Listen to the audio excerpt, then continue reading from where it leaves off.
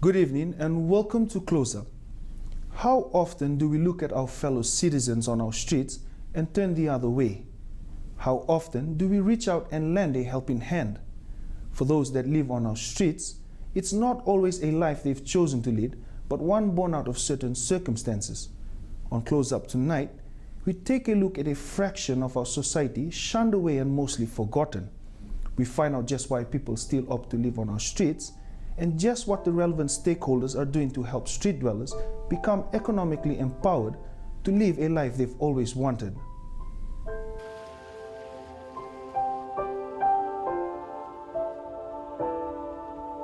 It's a life lived literally on our streets. Every day in our towns and cities, people encounter a street dweller, whether begging or just laying idle soaking up time. Day in and day out, most of these street dwellers fend for themselves, grinding out on ways to survive. For beggars, it also comes down to bread and butter issues of every day. But begging hasn't always been a way of life for many on our streets. Life has simply dealt them harsh cards. Mom passed away, my mother passed away in 2011. She was under social welfare. My father is still alive, he's in father-law home. Father-law home is taking care of him very well. And secondly, after my mom passed away, I tried to go to my mother's family and they rejected me. So I didn't have any place to go. So I move around in the street. I go and ask money from some of my friends like that. Mostly it was difficult for me most of the time, and I have to give excuses to get money. And secondly, I look at that Fiji Times, that there's one place open for people like me who doesn't have shelter, and they give shelter through the Church of Nazarene and the social welfare and the government. So I just pick up my bag and catch the bus, and I just take a walk here, and they accepted me, and today I'm here. Well, I come from Kandam. Myself, come from Kandam, and I was born in Suba. And my family, my brothers, my family all married. Only myself staying inside this. I got no house to live because there's no we poor. Don't have any money at home, so I come belong to the street. For street dwellers, fending for themselves is a constant daily struggle, especially when you're left all alone to look after yourself. My husband is mental, and I'm 91. I'm begging to the money, and I stay to the before the 6 months, and I'm begging money. I'm prepared to my food my children, 4 children, 2 boys, 2 girls, and 1 girl still Pusha, schooling, and 1 boy not city, 1 boy prison at home, and 1 girl is go to prison. Me, I just lately come in the street. I just maybe 2 years now, that's it, begging. Not long. 2 years. Because I stay with one lady's house. I don't have house stay. I don't have place to stay. So I stay with them. So I used to go to town like that. Mostly I didn't used to sit down and beg mostly, to be honestly. But I used to ask around money just for my basic needs such as food and my toothpaste and mostly bus fares to visit my father, and mostly money to give some medicine to my father who is admitted in a father-law home. And yeah, from that time I've been surviving like that. It was difficult. They don't want to tell me to come stay with me because they got a house, small house for them to live for them. All my father's family here staying in Suba, and my mother's family. Only myself I stay in Lautoka, and some of my small mother staying in Lautoka too. Sometimes 30, 40 like that, not plenty money.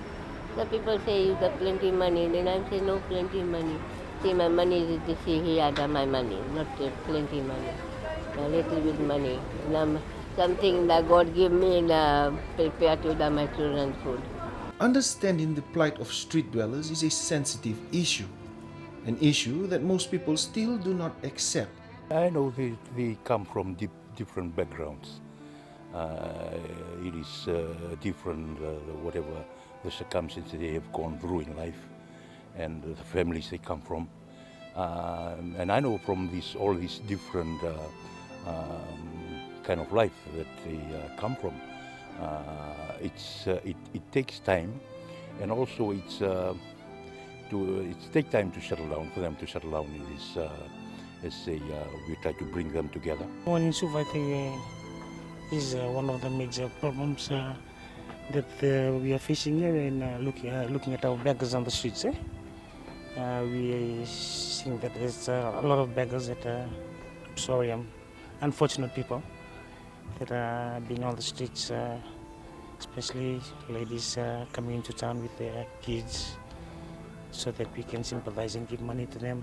And so this is why we had to form this task force and do profiling, so we can really see the cases that are really genuine and the one that's just coming into town to make business and go back home.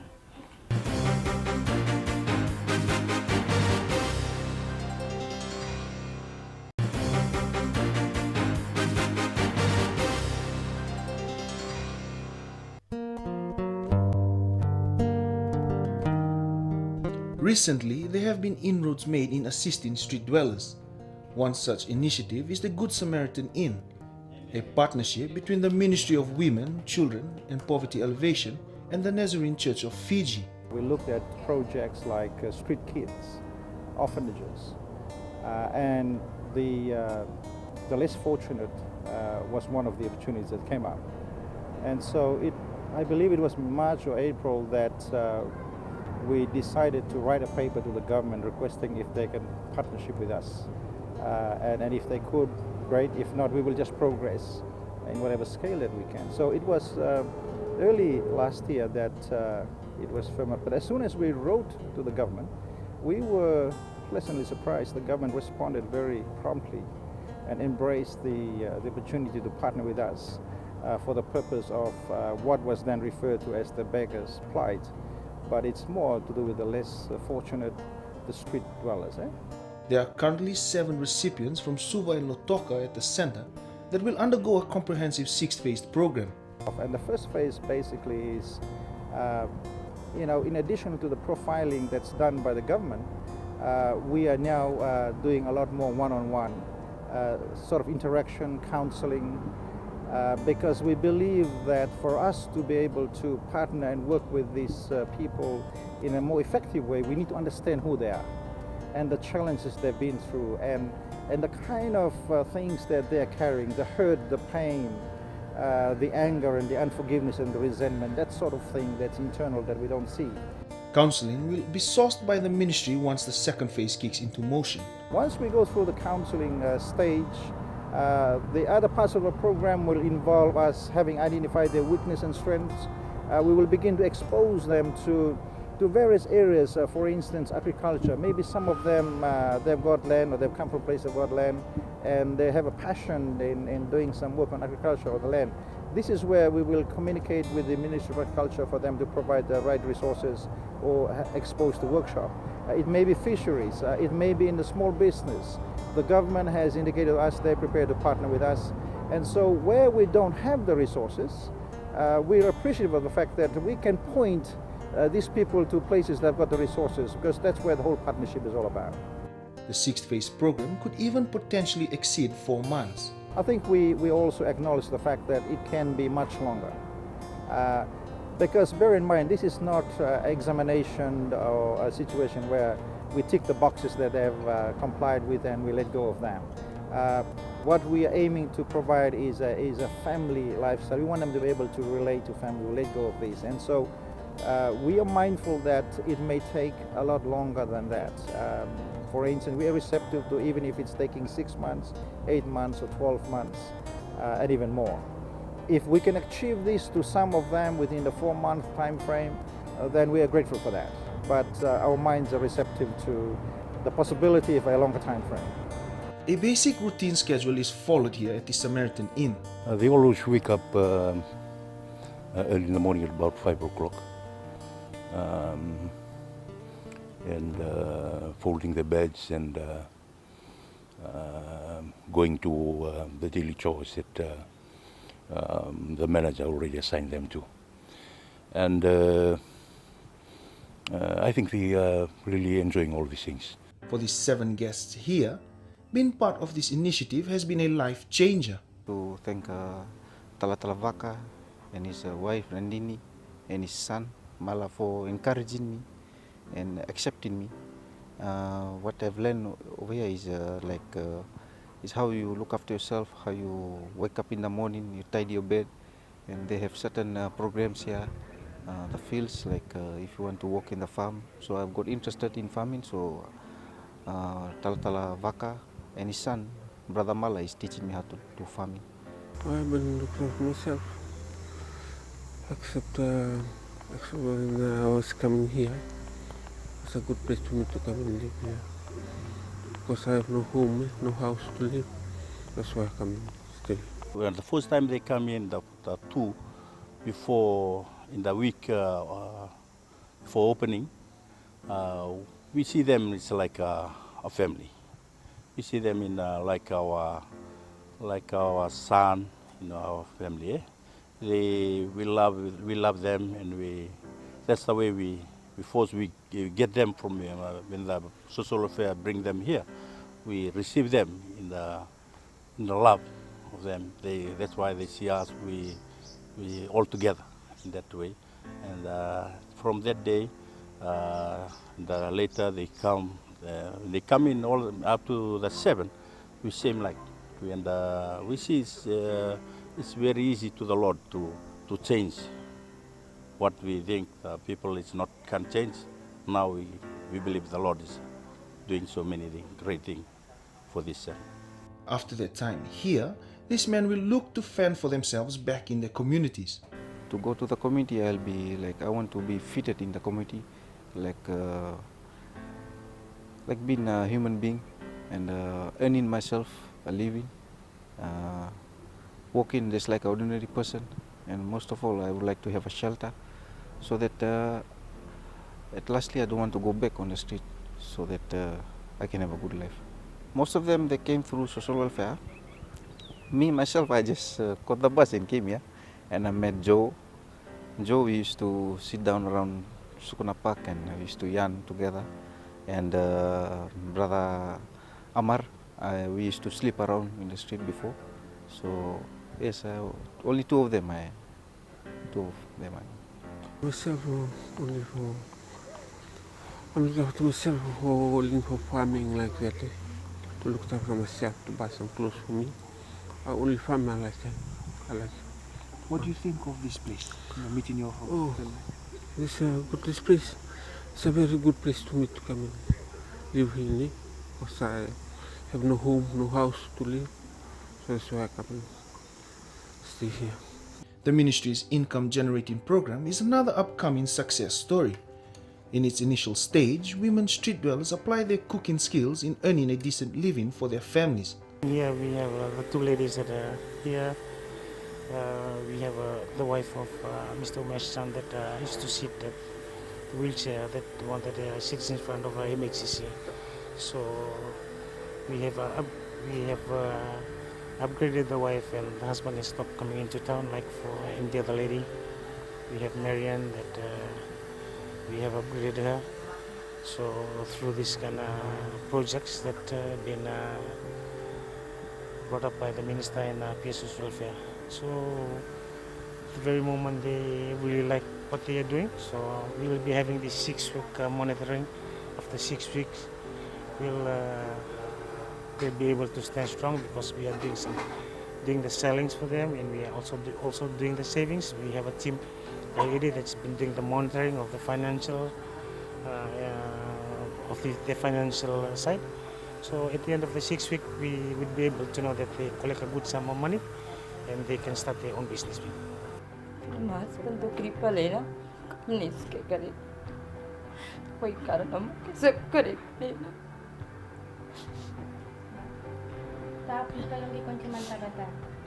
हम मांगता कि government के धन्यवाद दे कि government हम उनके सेहत ना कुछ तो करे ना, कि हम आदमी टाउन में जाए नहीं, पैसा नहीं मांग करे, घरेरी मिठाई ला गाड़ी में दी, हम उसमें अपन बिजनेस करेगा, अपन हस्बैंड के देखेगा घरेरी. After 6 weeks, these two women will be economically empowered to run their own food catering business. We are trying to upgrade them through market vending. So at the moment we have two ladies that are here this morning. So they'll be selling like food like vegetables from Thursdays, Fridays and Saturdays. So we have liaised with the Silver City Council. Silver City Council has provided a place for them, and the Ministry of Social Welfare has funded for them while the police department at Central Police Station, we do the monitoring on them of the selling of the goods and whatever they're doing here for 6 weeks. Okay बता मांगता कि आप लोग भी ऐसे आए कि यहाँ पे कामों में से करूँ तो सबके हुई ना अच्छा रही, सबके लिए फ़ायदा रही. और टाउन में तो मांग नहीं करे पड़ी बैठ के, से अपन मेहनत कर ले सब कोई ना.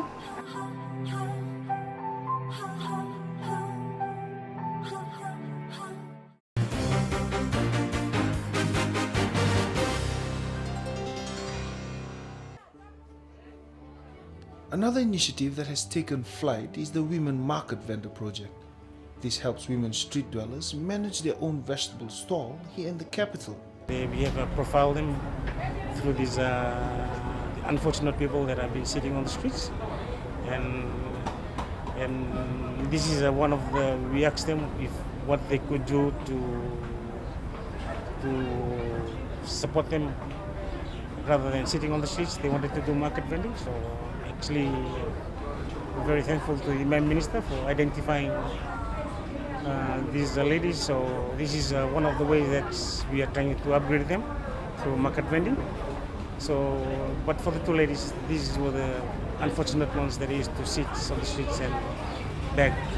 In Fiji, the number of street dwellers aren't as alarming as those in developed countries, which is why the ministry aims to help every street dweller. The issue of beggars is not new to Fiji, and it is it's not a new thing for the world. Beggars are everywhere, you know. Every country has its share of these beggars, but our aim this year is to address the issue. I think for too long we have taken it for granted, and I'm sure that in the past plans and programs were made to assist these beggars on the street or trying to remove them from the streets. Currently, there are no official figures to determine just how many people live on our streets. This led to a beggar profiling system by the Ministry of Women, Children and Poverty Alleviation a few years back. We have identified a lot of them. We have assisted almost all on our streets are our social welfare recipients. But the sad thing is that they're finding it hard to leave the streets. The findings of the profilings that we did, we came to notice that there's few poor of the poorest that we really need to help. And some other findings that we had, that most people come into town for begging, but they have very good backgrounds. Like they have houses and they have lands is registered under them. So what we do now is we warn those ones that we want the ones that we know that they can look after themselves, but the poor of the poorest, this is the one that this program that we are having with the Minister and PS and Commissioner, that's the one that we are helping in trying to upgrade their life from the streets and to build up a better life for them in the future. So far, the beggar profiling system has identified 72 beggars across the country. It shows that 39% of the beggars are mentally challenged, while 29% suffer from disability or medical conditions. Single mothers make 10%, while elderly and the neglected share the remaining 12%. The profiling system has also identified street dwellers who use children for sympathy. Some of them were even using their children or are even using their children. We are very serious about those children used for begging. We have already taken about 5 children altogether from the parents who were using them, the little one being a 1-month-old baby. Another one was a 3-month-old baby from Lotoka. That child is in the hospital because when we got the child in, he was suffering from pneumonia. So this actually is a very sad scenario for us.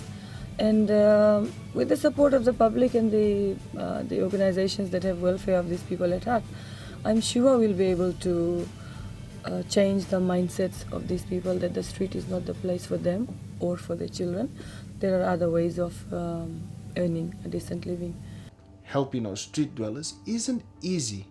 With laws now giving authorities legal powers to stop begging, the ministry says people on our streets simply need compassion and care to instill positive changes in their lives. My approach is a very humane approach, a very friendly approach. We are not chasing them off the streets, but we are trying to find a solution so that we can help them earn a decent living through hard labor or through work. It's a very challenging task. It's a very challenging task, but so far I think they have been very receptive to our suggestions. But because majority of them are generational beggars, they've been on the streets for a long time, and it's very hard to convince them to move from that system of living to a more to earn a living off the streets. Through the profiling system, stakeholders are able to pick those who are most afflicted. However, the ministry says it cannot do it alone. We can do our part and do it properly. Then the potential stakeholders will look at it and they'll come and say, okay, you do a good job.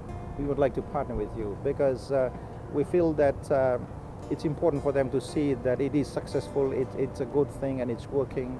And so that's, to us, that's the whole approach. We'd like to see that happens. And as I've said earlier, this is more than a project from the eyes of the church.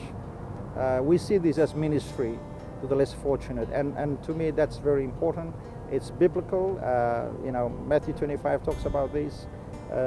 Meeting the needs of the less fortunate. The Lord Jesus said that you're doing it to myself. So we see that it's much more than the financial aspect. It's much more than a project. And so with that sort of perspective, we're believing that whatever contribution from any other stakeholders, we will be able to continue with that. But yes, any other stakeholder that's interested to be part of this, simply contact the church. We will be very happy to explore ways of partnership. And that's all we have for you for tonight. For any comments or queries, please feel free to email us at closeup@fijitv.com.fj, or you could check out our Facebook page. Until next week, good evening.